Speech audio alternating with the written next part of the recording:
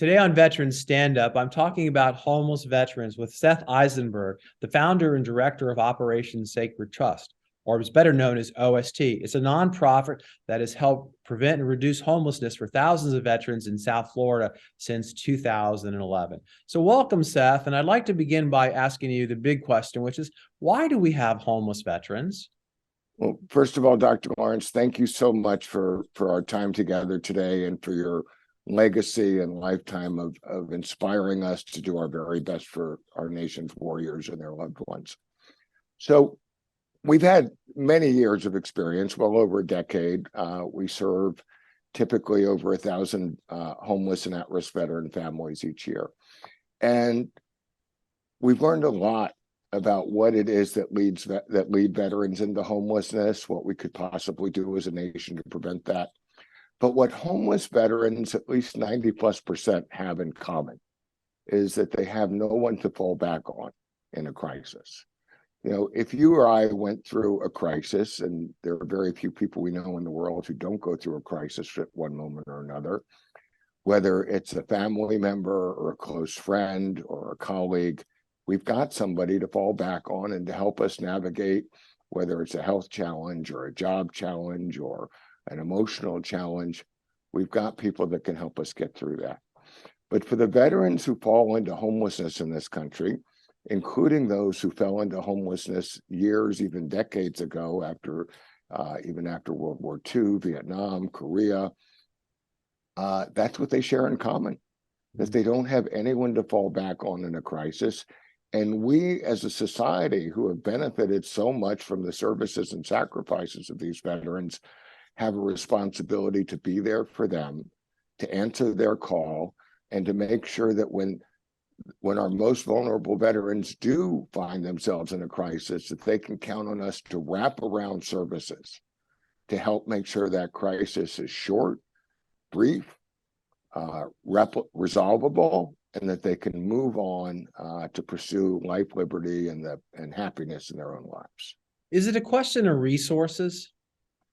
I don't believe it's a question of resources. It may be a question of getting the resources to the right places at the right time. But our nation, Congress in particular, has invested billions, perhaps tens or hundreds of billions, on behalf of ending veteran homelessness.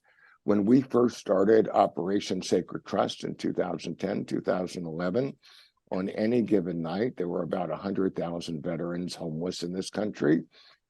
Today, as of last year, that number was down to about 33,000, based on the most recent point in time count.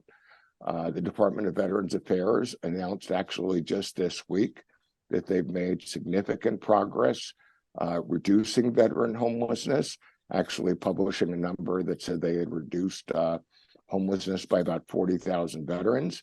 You know, we're waiting to see what the impact is in our own community. Just last night on Thursday, we did our annual point in time count here in Broward County and Miami-Dade. The point in time count is one night in January, a Thursday night at the end of the month, where in our community and communities across the country, volunteers go out to literally count the homeless, including homeless veterans. So we're eagerly awaiting that number. We certainly would be delighted to see that it continued to decline. We have seen significant declines in the area where we serve veterans since we started our program. Overall, veteran homelessness in South Florida is down more than 60% from where it was in 2010. And we think that's very much because of the wraparound services VA has funded us to provide. But there's certainly a lot more work to do. And what would your advice be? What would your advice be to somebody who'd like to get involved with homelessness, to volunteer or to do something because they're compelled by, what needs to be done? It's so tempting to look away. And as a society, we have to become more and more committed to not looking away.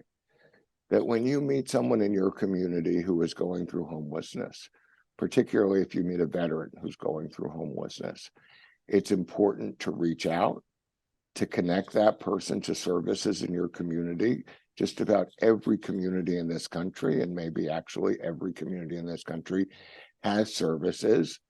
But for you to embrace that veteran, reach out with that veteran, be a witness for that veteran to make sure their phone calls are answered, that their requests are answered, that the services and supports they receive are timely and effective, and making a commitment to advocating for that homeless veteran, to being a witness, and to insisting that the resources Congress has authorized reach that veteran in a timely, effective manner so that that veteran's experience of homelessness is brief, and that we end it, and that we get the resources where they're needed, when they're needed.